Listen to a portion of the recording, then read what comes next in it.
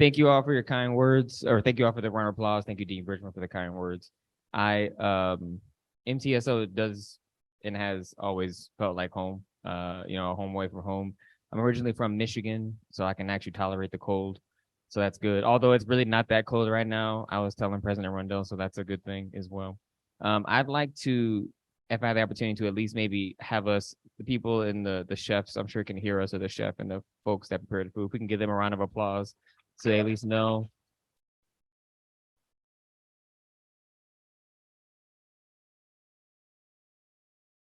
I have grown to accept the way in which that people refer to me as a cook now, even though that's not necessarily the way I see myself. I love to cook. I absolutely love, I love to eat.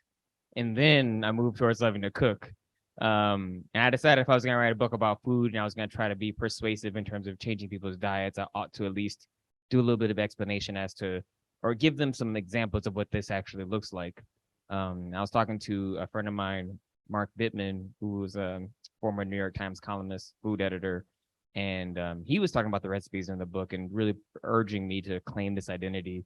And so I'm trying to lean into that, even though for me, these recipes are a combination of trial and error of other recipes I've read and kind of made my own, and just ways in which they allow me to maintain a sense of identity, cultural authenticity, which really I think is the crux of the entire book project. As I say right here, like I didn't want to write this book. Like this wasn't what I set out to do. When I went to graduate school, I wanted to be a clergy person. I was the first person in my family to go to college, let alone grad school. I didn't ever assume or imagine or dream I would get a PhD. And then as I began to realize I was interested in issues of race, I did not immediately lean into this notion of food and agriculture, even though, as the book lays out, it's very much a part of my identity. When I decided to become vegetarian and then vegan based off my own religious commitments, and again, I'll say more about this later, for me, this wasn't this move to care about the animals, which is often what you hear a lot of people say. Oh, I'm vegan because, polar bears or something like that. For me, and I love animals. My wife is a veterinarian. I have nothing against polar bears. They're totally fine. Is when I was able to connect the experience of those folks working in factory farms, when I was able to translate their experience to what my grandfather had experienced, when I was able to look at the ecological impact of the factory farms along River Road and outside of New Orleans, where my family is from, when I was able to see these kinds of, see the connection of that suffering, I was convicted. And I knew in that moment that I was going to have to change if I was going to stand in front of people on Sundays and teach and preach a gospel of justice and transformation. I knew that had to include me.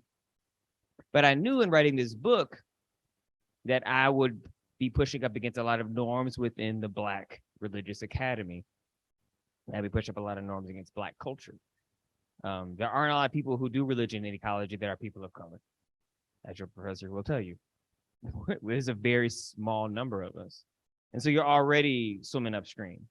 And so then to go to grad school, to go far away from my family, moving from Michigan to California, it might have been moving to Mars. Like it was just so far away mentally. And then to become a vegan, they just felt like, what has happened to you?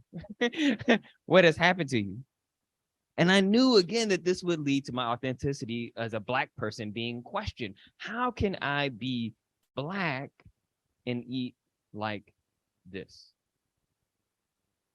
And I was already coming from a space of having my authenticity questioned because I was going to educate myself. I was going to institutions that were predominantly white. Did I think I was better than the community I was coming from? These were the questions that I was wrestling with that I'm sure some of you can relate to as well. And so for me, the first thing I learned how to cook really well when my diet change was red beans and rice, because in this process of dietary evolution, I was far away from home. I'm in California. I was already feeling disconnected from my community, and I used food as a way for me to feel like home, to feel like I was a part of a home culture. And so for me, red beans and rice feels like home. The way you're eating it, the way I make it, it's a very New Orleans traditional style. And it gives me a sense of groundedness. Throughout the entire text, what I've come to realize that my moves towards justice are rooted in compassion. That I see, and for those of you who be in chapel tomorrow in my sermon, I'll talk about this too.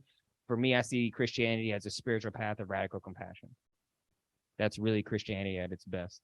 And so in this sense, it both informs and shapes my exploration and reimagination of Black foodways.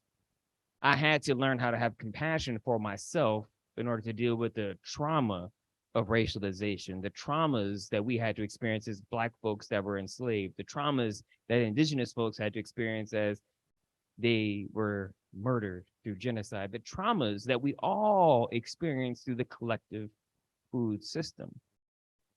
And so compassion gives me the way to engage not only myself, but engage others in ways that lead towards restoration and flourishing, in ways that give myself space to process and give my other people space to grow. So what is soul food? What is this thing I'm writing about in the book? The genesis of Black American foodways was the survival and preservation of the Black community. And soul food played a critical role in preserving Black history and culinary genius. The women who had seeds in their hair, those particular ways of cooking, that style, that way of actually inviting folks to eat something that would actually motivate them and connect to them in the midst of their enslaved condition. This is how soul food came to be. Soul food emerged within this particular kind of hostile space.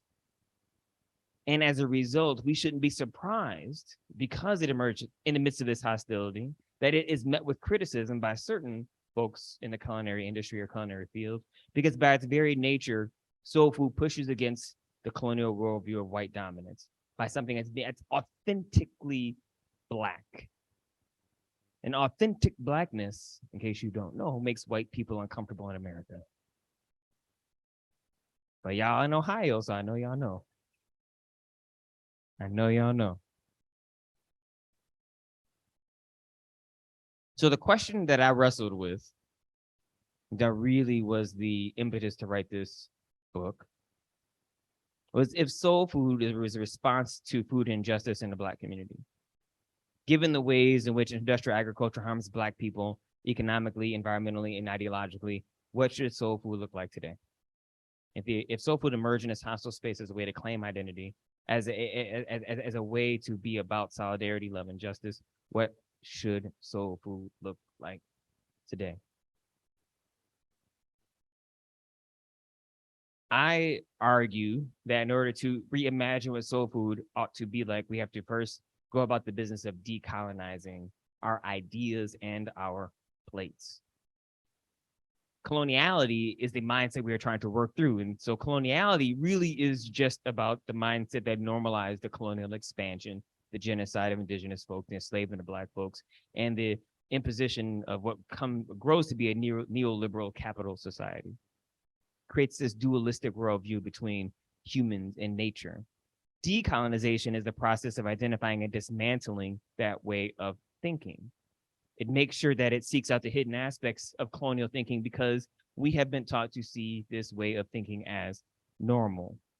What you see in the book is a process that unfolds in 4 ways: knowing, thinking, being, and doing, or epistemology, social analysis, theological anthropology, and praxis. It's an unlearning and a relearning. It is a transcending rather than dismantling of the house that colonialism has built. There's 2 kind of framing premises in the book. One is that I'm basically arguing that our domestic food system is racist. But what do I mean when I say that? I mean, first, the organization and distribution of goods and harms of our food system can be traced along racial lines, where people of color bear disproportionate harm and receive less proportionate good. And also that these racist norms or these racist ideas have been normalized because of these particular kinds of ideological projections that have been placed upon Black, Indigenous, and other people of color communities within our country. I'm going to say much more about the racist distribution in a moment. I'm actually going to skip over that because I'm going to come back to it later. I want to first go to ideologies. Addressing the structural racism within our food system requires an honest look at the ideologies that normalize the evil that is food justice. If you have not read Psyche Williams' book, I highly recommend it. She just had another a book come out. Its name escaped me right now. But just in conversation with her, she's just a brilliant person who does my gender analysis really is building on her particular kind of work in my own. And to understand structural evil is to recognize from the outset that the story can be told another way. The way we've been taught about the development of Black foodways is not the only way the story can be told, because ideologies reshape memory. This was crucial for me when I began my diet change. I began to talk to my grandfather and my great aunts and uncles about what they ate growing up in Mississippi and Louisiana. I began to see myself in their diets. I really lean on the work of Emily Towns in this text. Her book, Womanist Ethics and the Cultural Production of Evil, does such a good job of helping us capture the ways in which ideologies are crucial to normalizing evil. And that we have to develop what I call decolonial counter memories, right? To tell the story in another way. The ideologies that surround Black foodways were generated within what Towns calls the white, fantastic, hegemonic imagination, which traffics in people's lives that are caricatured or pillaged so that the imagination that creates the fantastic can control the world in its own image. It is this imagination that helps hold systemic structural evil in place. The white, fantastic, hegemonic imagination is a really academic way of saying that white folks imagine the world and project it onto us. And they say, this is what it is you see. It's just a constant gaslighting, right? And so what she does is she names it and helps us kind of disentangle that process. So it gives us new lenses from which to see the world.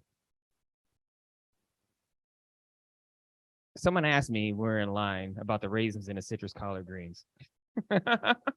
Because you're like, I'm sure you're like, why are there raisins in these collard greens? Now, I want to be clear. This recipe is my take on a friend of mine by the name of Brian Terry, who you may have heard of, on his recipe. So I cannot answer that question as to why raisins are in it. But what I can say was that this recipe was the first recipe that I made for the people at my church when I was a senior pastor at First UMC of Compton in Compton, California. And I made this recipe specifically because I knew after tasting, I was like, no, they will eat this. This is good. And it will trick them. It will blow their mind that this orange juice and raisins make this greens taste good. And so, because I'm the pastor at a Black church, I don't want to speak for what happens at non-Black churches, but in a Black church, if the pastor cooks something, people are going to eat it by its very nature. They're like, well, we have to eat it because we have to at least humor him to let him know that we think his food tastes good. So I cook and I make a bunch and I put it in the line. And we would eat collectively together once a month. And so then people put on their plate and people put a little bit on there and they ate it. And then all of a sudden people started getting up in line. They would get a little bit more. And they got a little more. And they were like, Pastor, what is in these greens? And so then I told them the story. At this point, I had just started there. I've been there for a couple of months, and they were slowly realizing I didn't eat meat because I never came out and said at this time I was vegetarian. And I talked to them about it. I was like, I've shifted my diet. This recipe, I think, really, to me, it tastes so good, and it's actually a really healthy way to eat greens. It doesn't allow me to have to deal with all the stomach challenges I have after I eat greens that are covered in different kinds of fat. And so for me, collard greens take me to that particular place where I was surrounded in a community of predominantly Black women, many of whom did not eat meat, but would not say they were vegetarian because they understood vegetarian as a practice of whiteness. right? The white, fantastic, hegemonic imagination was at play in that particular kind of space. And so food justice for Black folks asks us to examine those epistemological assumptions around Black foodways. Why can't Black people be vegetarian? And these assumptions are Western, and they have a particular kind of Eurocentric and androcentric bias. And it's not to say these assumptions are wrong. It's just that many of them, they're just limited. They are limited. And so while we don't have the time or the opportunity to have you answer this question, this is a question I want you to strongly consider. To the best of your knowledge, when you're in primary school, K through 12, what was the rationale given about why Africans were enslaved? And when/if you learned about Black and or African history, what did your teachers start with? Now, most time when the general responses I give to these questions when I teach this in a class, and I still wanted to ask this question because I think it's helpful for us to always think about it, is that Black folks were enslaved because we were docile, or that we were just sold by other Black Africans, and that we were enslaved because we, had the ability to be outside and work a long time and not burn like white people.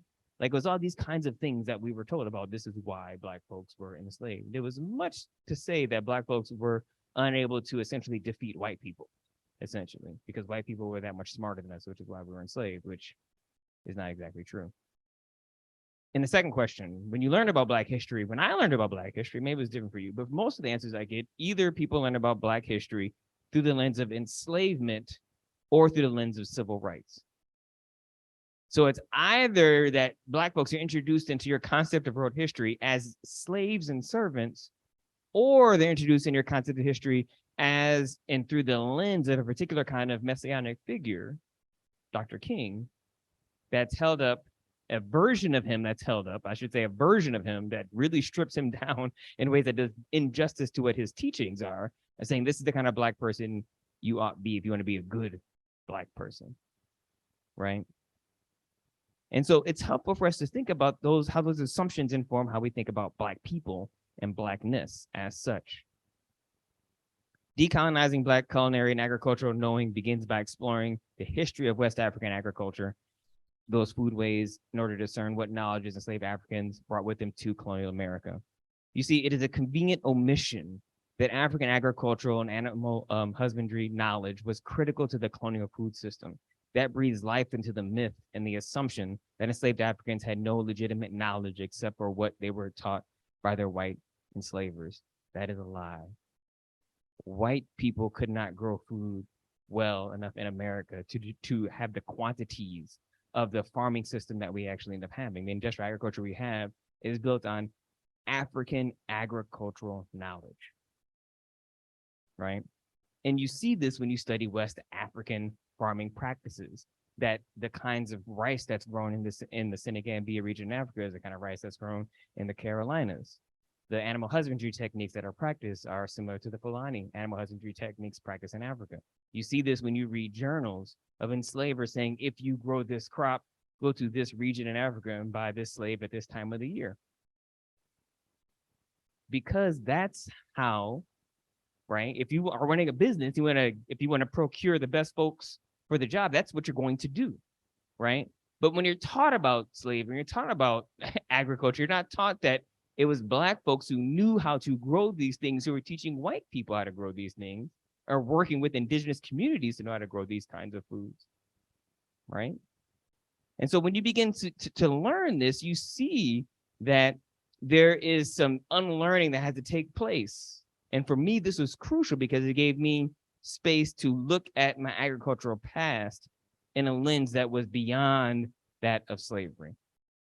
Because so often when I talk to young Black people, especially who did not grow up in a rural community, their relationship to the land is through the lens of trauma and the trauma of enslavement. And it's not that that trauma doesn't exist, it does. But when you can connect it to something beyond that trauma, that opens up a space for healing and wholeness. These pictures were taken at the Whitney plantation.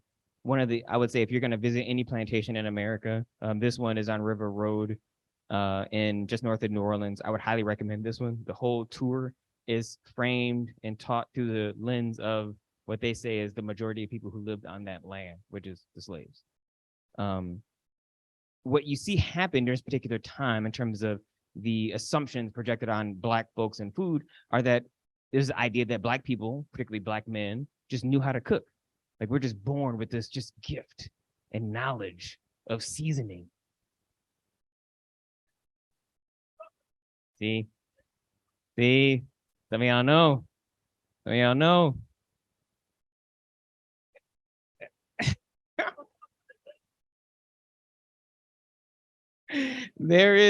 I'm not sure exactly how we did inherit this understanding of seasoning, but yet this is still something that European folks struggle with, right?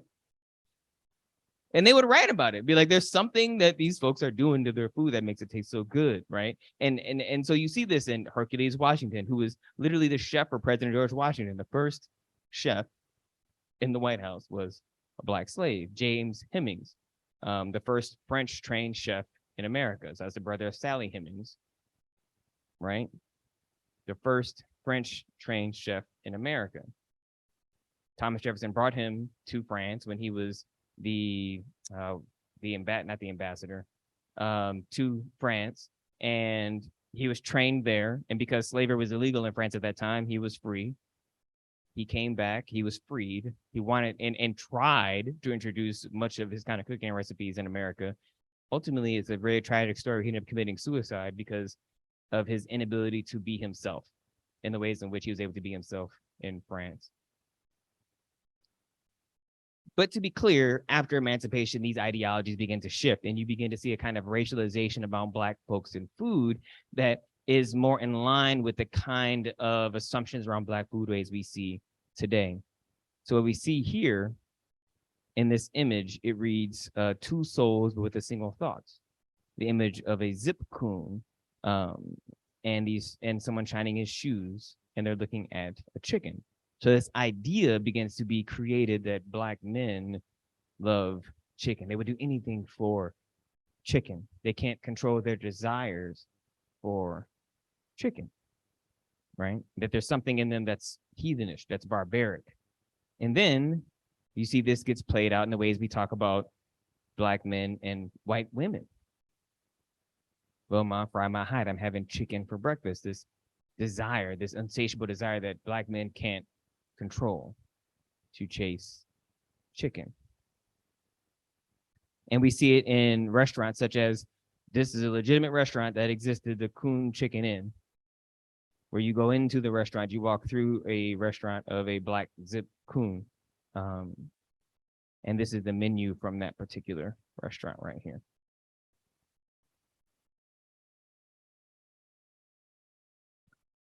I want to be clear, many of you were alive when this restaurant existed. This is not that long ago. I just want to name that. This is not that long ago when these things existed. And obviously this impacted women as well. We see here is the classic image of the mammy, right? This Black woman, heavy set with a headscarf, that's smiling, that's so happy to cook for these white children, almost happier to cook for these white kids than she is for her own children, right? Or this other image where if you read the entire caption, is these white women are coming to this place for a retreat, and they look and they're worried about, is the food going to taste good? But they look in the kitchen and they see this heavy set Black woman and they're like, oh, well, of course we know the food is going to be delicious. Just look at her. We know that she's been touched with this gift of knowing how to cook. This kind of way of thinking of Black foodways gets Black folks, I should say, start to push back at this way of thinking in the emergence of the civil rights era. Specific to the idea of soul. Soul ideology projected this notion of growing up Black and poor in a racist society gave Black people an experiential wisdom that was unique and powerful, and that it was evident in the ways in which we prepared our food. What we see here, though, is that there was some resistance even within the Black community. This wasn't this monolith. People like Elijah Muhammad, who argued in his work, How to Eat to Live, that soul food was a tool of the oppressor, was the tool of the white man that was designed to harm our bodies, and basically argued for broadly speaking, a fairly vegetarian-based diet.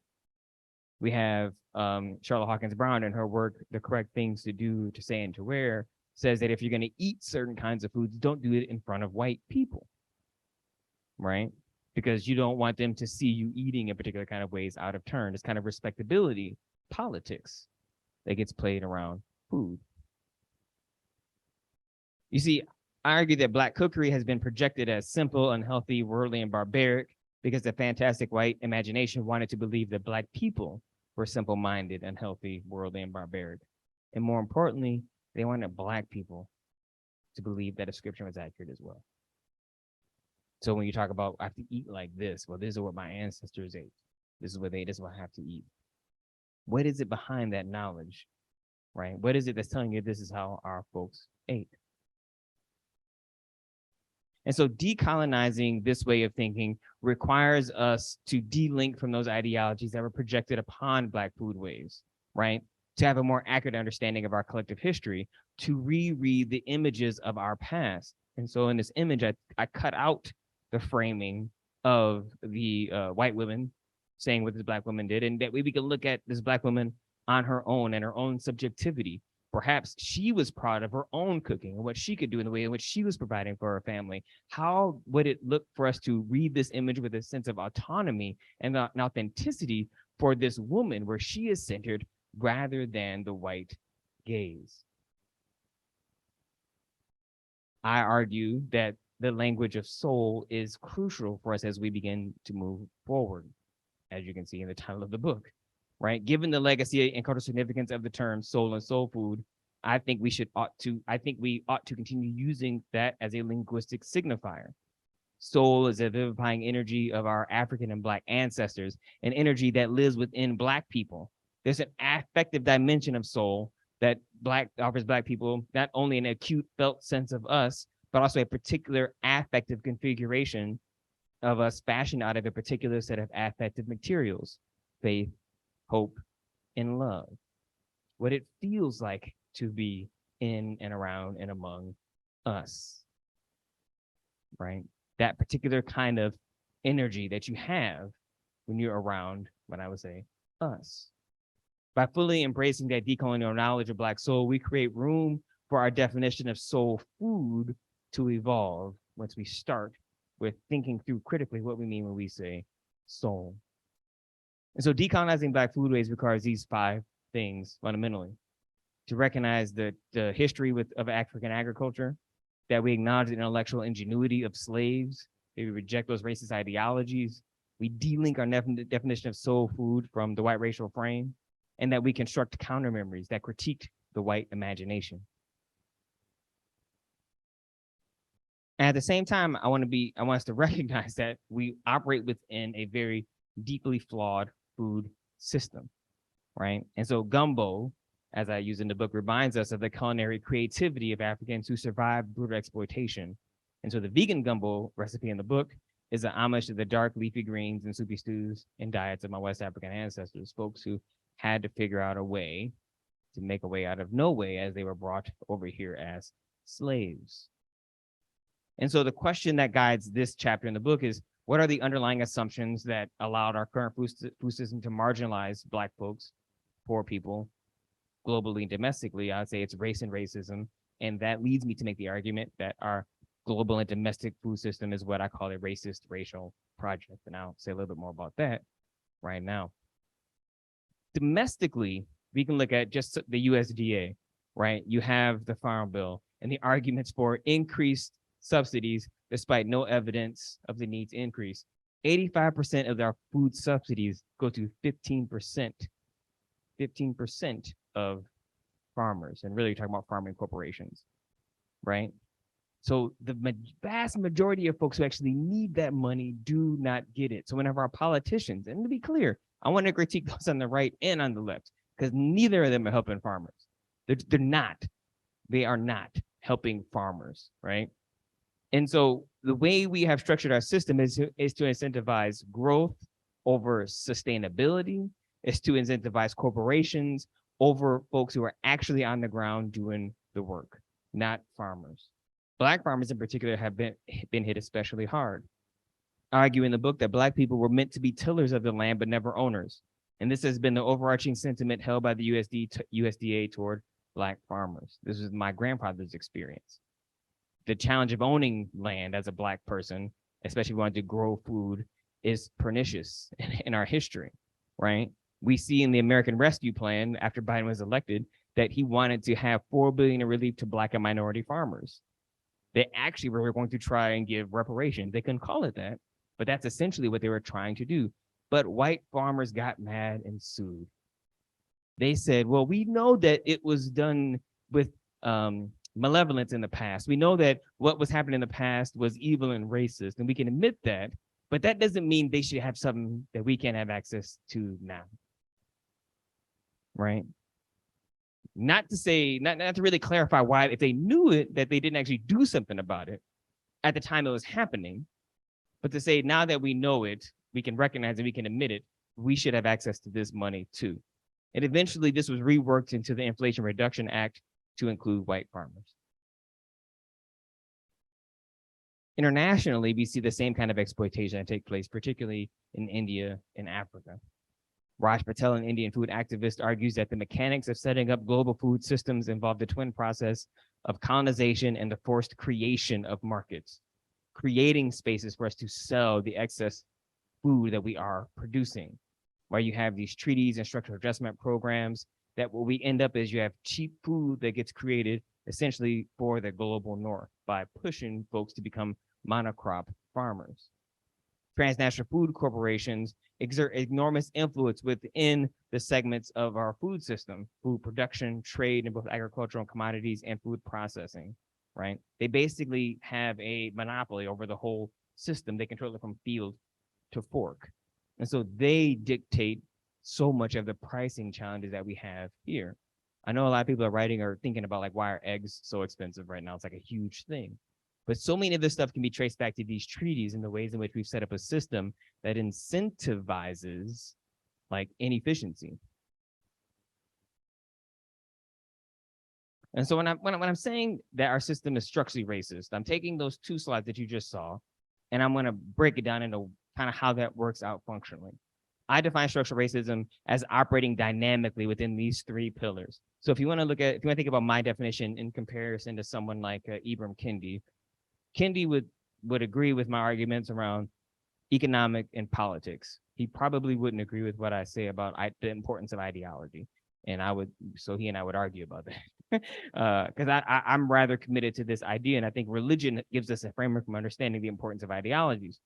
So I'm talking about the economic and social resource inequalities traced along racial lines, the political marginalization that we trace along racial lines, and the ways in which ideologies and that create shared beliefs that help moralize injustice. Something has to happen in our minds for us to think that what's happening is okay, right? And I think these three things work dynamically together. And so when we're thinking about the way it works in American foodways, you have enslavement. So you have, Black folks taken as chattel. You have a loss of generational wealth is created for a capitalist society at the expense of Black bodies.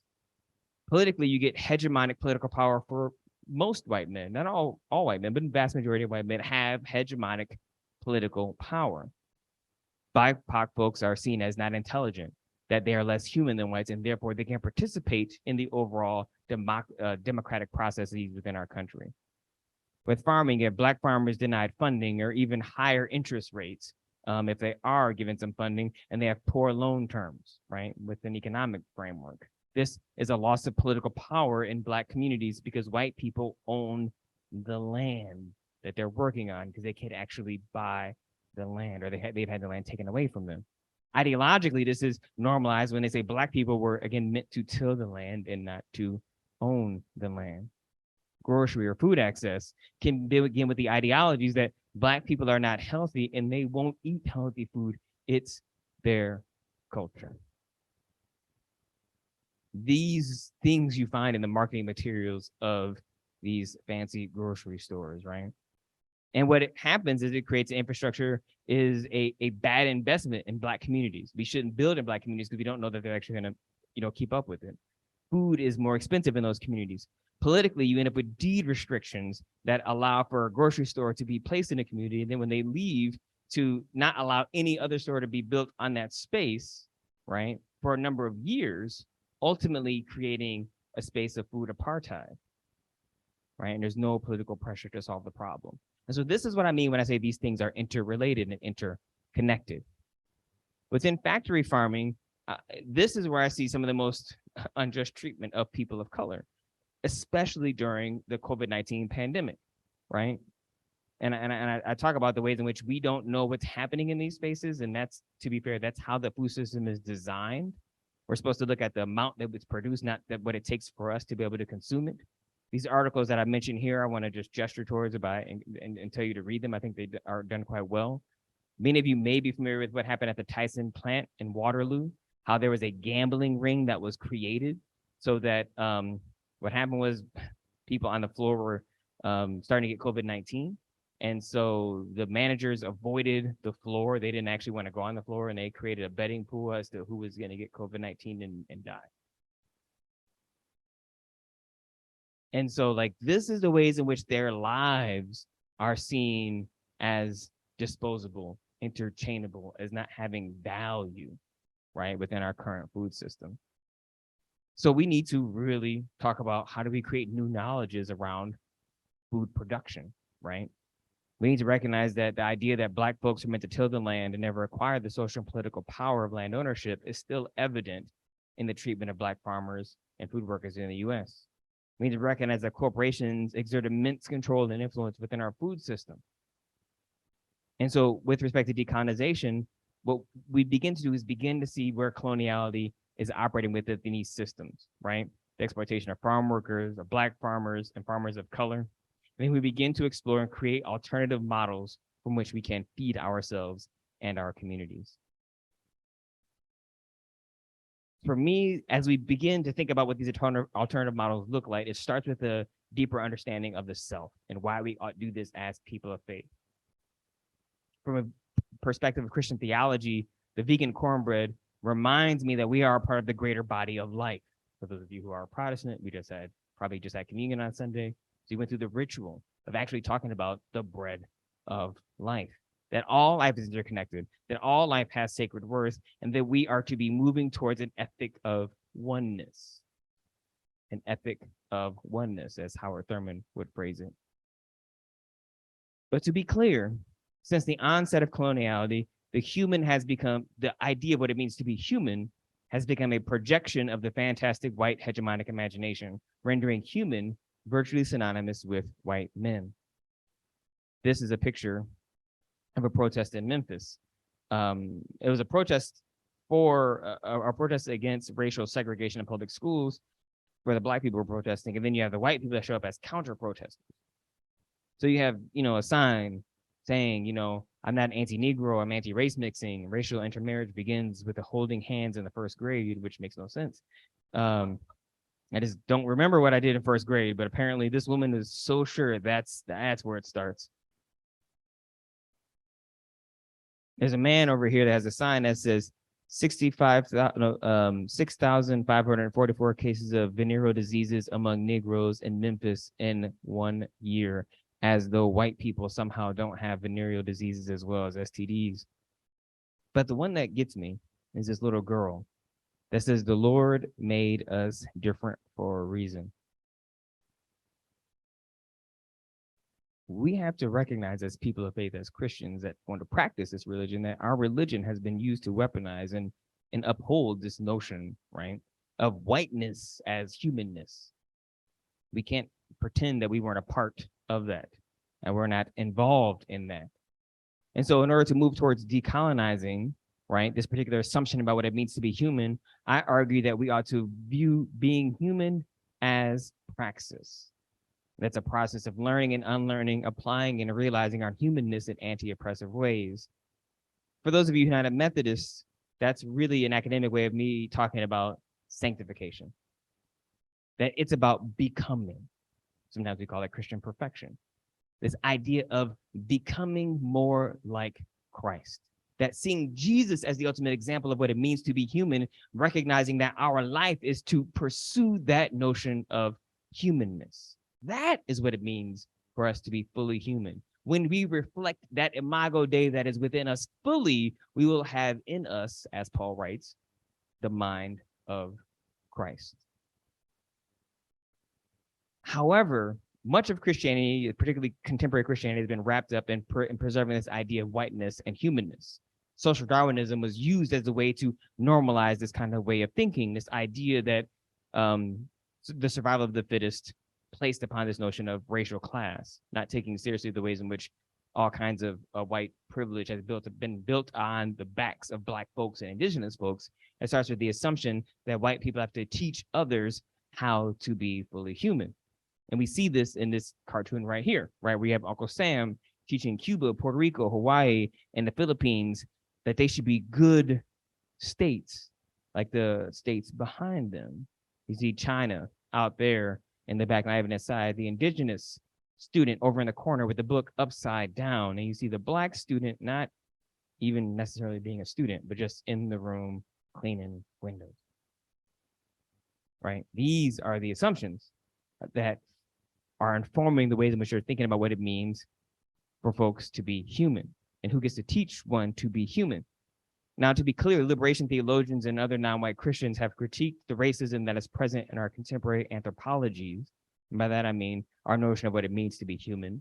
By anthropology, I mean the God-human, human-human, and human non-human nature relationship, how we understand ourselves in relation to each other and to God. But argue we haven't sufficiently decolonized modern definitions of the human. We have argued that we are human too, but I want to suggest that being human just as white people does little to deconstruct the racism, sexism, and the ecological extractivist thinking that normalizes oppression.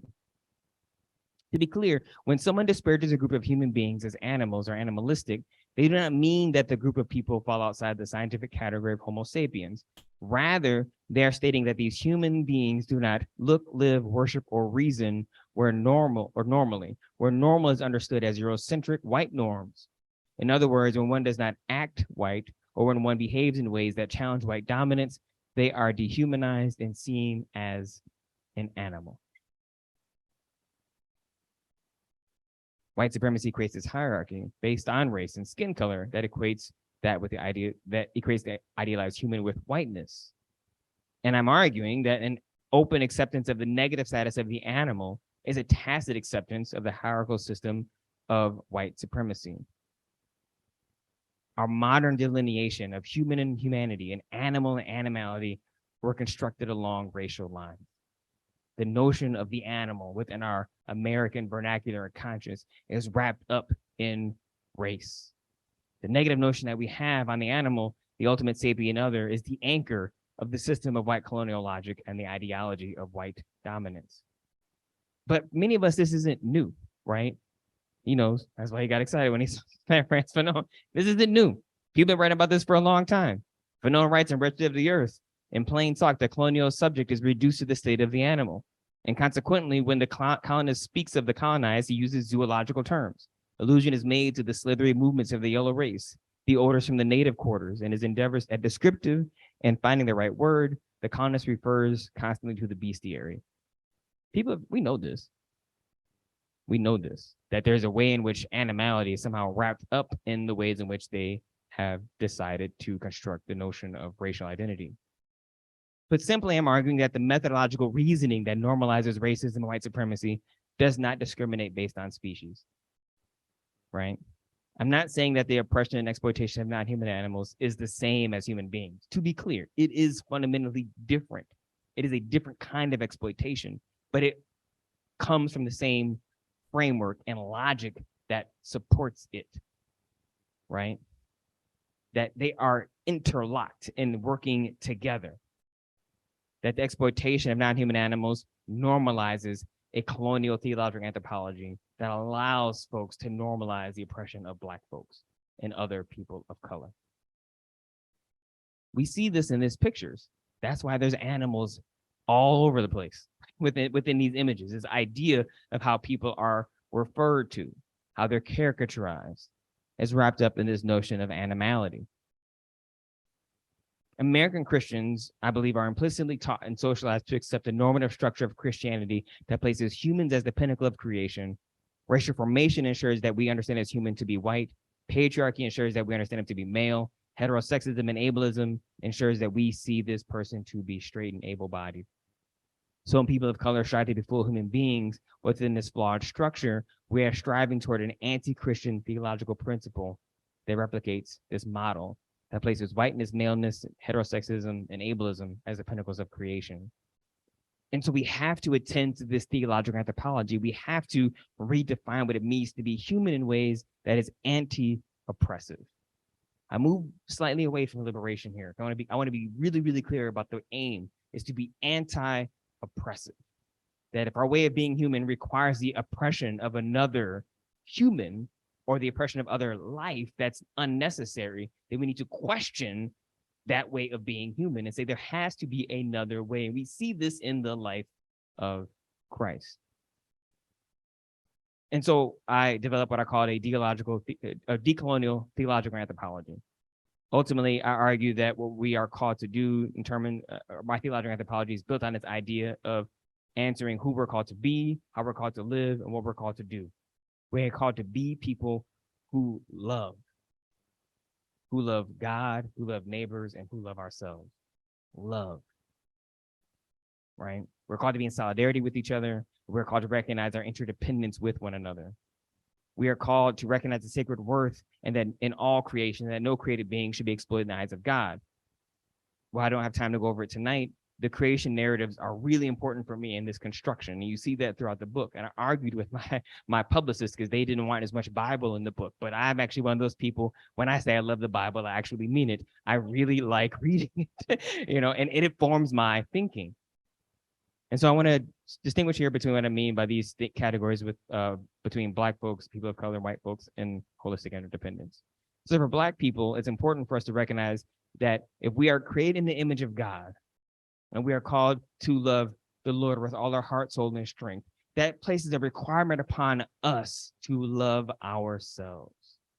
Not only can we not love our neighbor, or not only is our love of our neighbor limited to our capacity to love ourselves, our love of God is limited to our capacity to love ourselves. If we can't see that we reflect the image of God as Black folks, as people of color, then we do not actually believe, right, in the God that is written and talked about in the text. This is crucial. This kind of self-love is crucial. It is a healing kind of love that we must embrace to heal from the psychological residue of coloniality, internalized racism, and dehumanization. I believe this way of thinking applies particularly not just to Black folks, but also to women, to people who are disabled, to people who are queer, the ways in which we have been dehumanized. This way of thinking, I believe, begins to attend to this way of being, to that harm and the trauma that we've had to live through.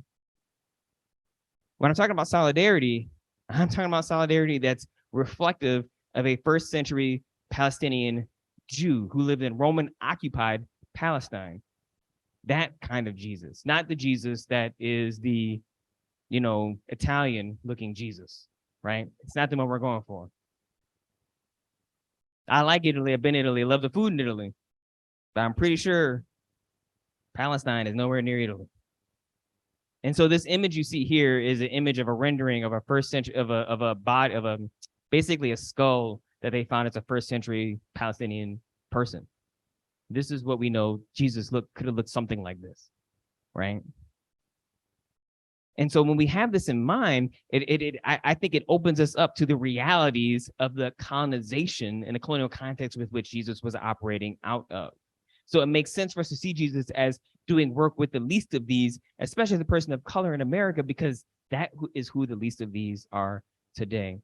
And yet Jesus fosters interdependent relationships with people who would otherwise be outcast and those in positions of power.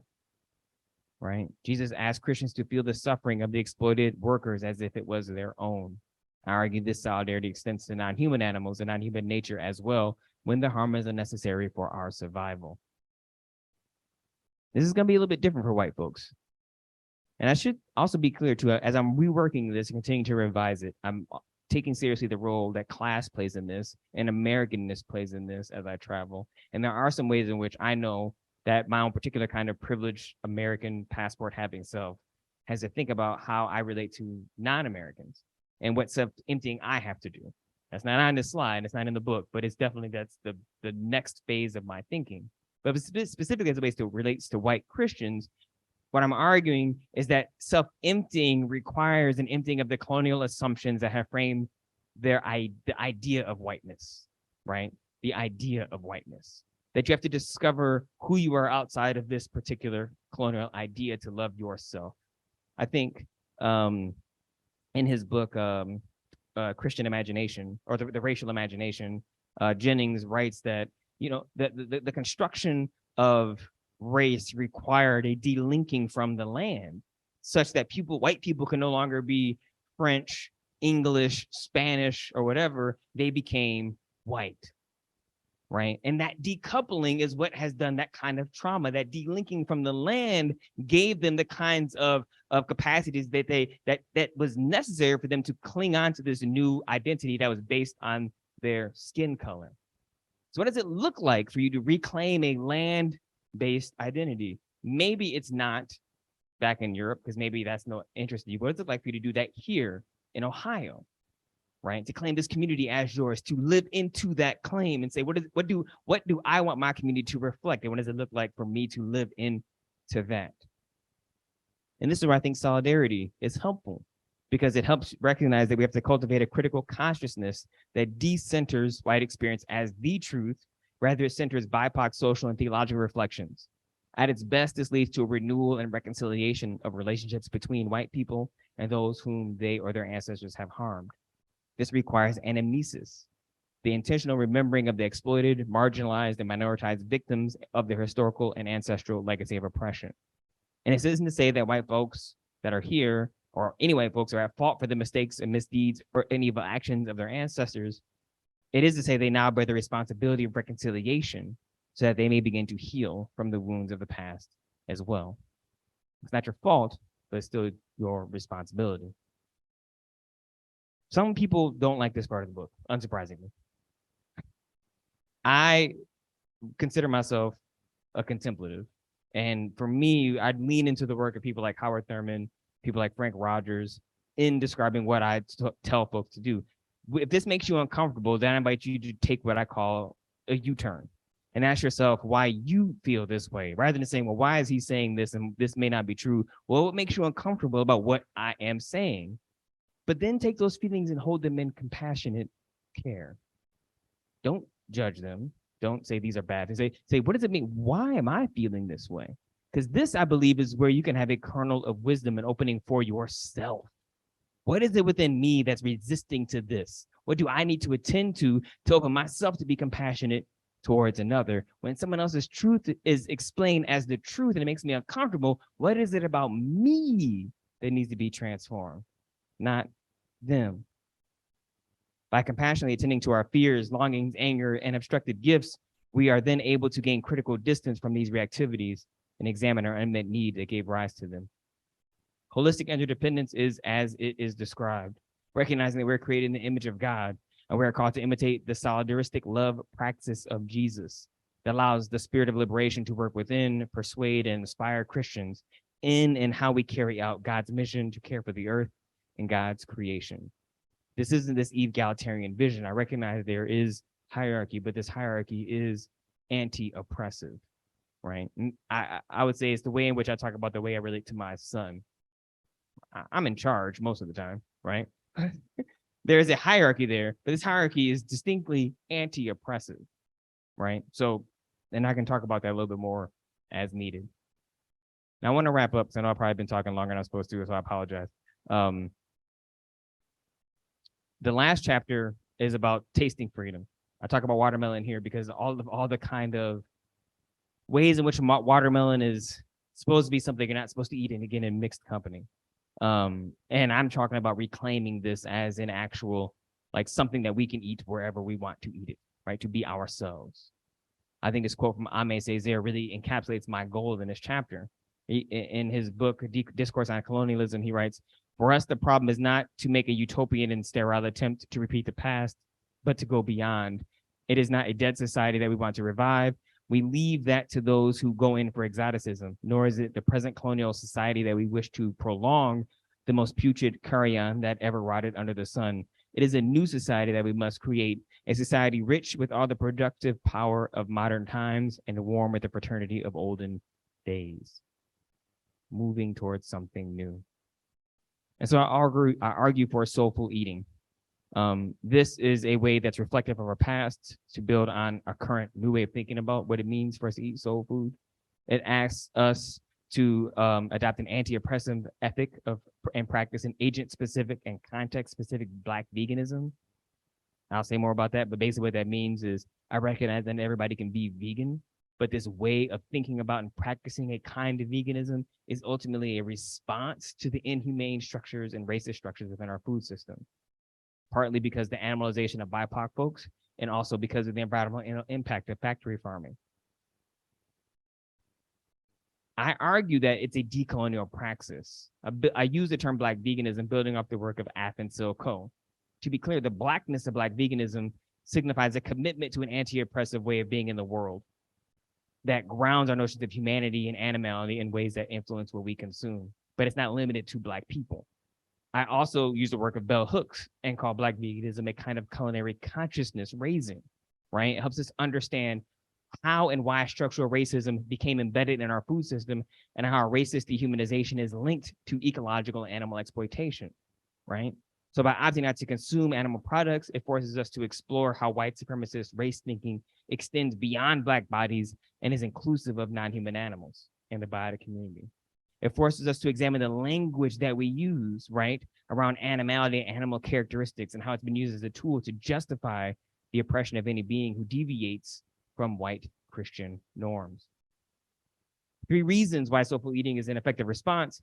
It's agent-specific and context-specific, right? So I know not everybody can do it, but I'll try to make it as a goal. It's aspirational. The decolonial theological anthropology goals of solidarity, holistic interconnectedness ask Christians to work toward ending the oppressive human, non-human animal relationships. And through the practice of Black veganism, soulful eating decenters whiteness by making explicit the connection between modern race thinking and the animal. The way you practice it is through cooking, right? Just literally through cooking. I talk about Sue Bailey Thurman, the importance of recipes, and that's why I put these recipes in the book, because they were crucial. Justice for food workers is another part, right? So seeking justice for food workers seeks to humanize food workers in both factory and large industrial farms, who are generally people of color and or immigrants. So you're talking about buying fair trade, buying from CSAs and grocery co-ops and becoming politically active. And this is where I think faith in farming is crucial, and the work that y'all are doing here is important in that, right? I believe our collective energies are best served by promoting Black veganism alongside food sovereignty. This requires us to work to eliminate structural barriers that have displaced grocery stores, advocate for raising the minimum wage to a living wage so that poor people actually can afford good food, help create food sovereign spaces so that we can gain more control of our own food supply, right? And so you look at things like the Freedom Farm Cooperative and the Black Church Food Security Network as examples of what I mean what this looks like in practice. And this is her, Fannie Lou Hamer's Freedom Farm Cooperative is kind of the foundation of which that I lean on when I'm talking about this, along with Heber Brown. And lastly, caring for the earth. This is really about making sure we recognize we cultivate better relationships with the land. It asks us to advocate for an end to industrial animal farming practices and an increased production of plant-based meat alternatives. In this way, practicing caring for the earth promotes the relational and affective dimensions of soulful eating through the growing of food that could be prepared in community. I'm calling for us to talk about using church land as farmland, or using the land that we have as farmland. So again, I point to the work that y'all are doing here as a primary example of what that looks like in practice. Thank you all for giving me, I'm not sure how long I was supposed to talk. I apologize that I talked so long.